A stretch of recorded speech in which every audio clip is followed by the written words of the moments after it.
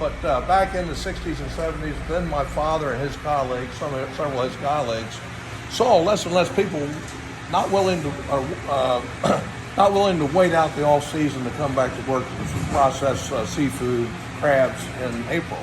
So they thought, well, mechanization. Let's develop some machines that will pick or assist in picking crabs. And this is the result.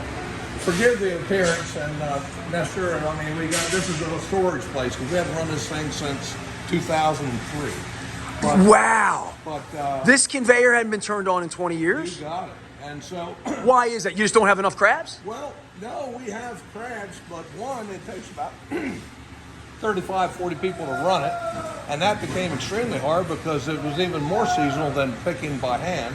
And then two, it doesn't pick any jumbo lump. It breaks the jumbo lump into little pieces. And we all know the jumbo lump is the most desirable That's gold. of the crab. Yeah. So we had a lot of market for this. The crab cake manufacturers and things were using it. The demand was good. But then in the mid-90s, China and Venezuela started shipping a lot of cheap crab meat in here. And suddenly we started losing sales of this. This is the first And they thing. were harvesting on a year-round basis? And, well, they were harvesting a different crab, but especially in China. And so we started... It's a red crab, right? No, they're crabs. The ones in Venezuela are blue crabs similar to Oh, look at this. Hold on. We got to interrupt. Okay, We got cooked crabs coming He's out coming, here. he's coming. They're going to the picking room. I'm going to show you in a minute more male crabs here. Okay. Morning. When they're orange, they're done. When they're orange, they're done. You got it. So what we did, we took those big baskets of crabs. This is not real photo ready. I shouldn't have brought you in here. But being you're here, we take the big baskets of crabs, we drop the crabs out on this conveyor, take them up, and we run through this reel. And this reel, we would separate. You've eaten crabs before, and Sure. you get to the bottom of the basket, you got all these loose claws and loose legs. So the loose legs would fall out of here, the loose claws would fall out of here. Then we elevate the crabs up to the backers.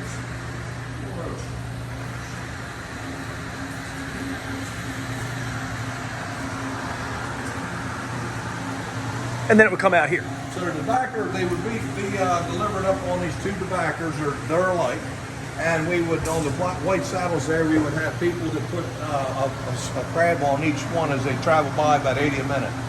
And they would go through here. We had covers on here. We had saws that would cut the legs off and nick the back shell. Have a plow that would plow the back shell off. Brushes that would brush the gills off, and then the viscera, the fat out of the crab, a wash, and the crabs would be delivered out here. It's pretty scientific. Yeah, well, it's... So this was developed maybe in the 70s and 80s? Yeah, exactly. And then would refine more in the early 90s until we started losing market for it. So the crabs would come out here, and this would be the body of the crab, all the extremities removed. And then they would be put on a tray, which I don't see here right now, but they would 20 on a tray upside down. They would go through the steam tunnel, and again, forgive the mess. You can tell. This is not operational. We understand. Yeah, so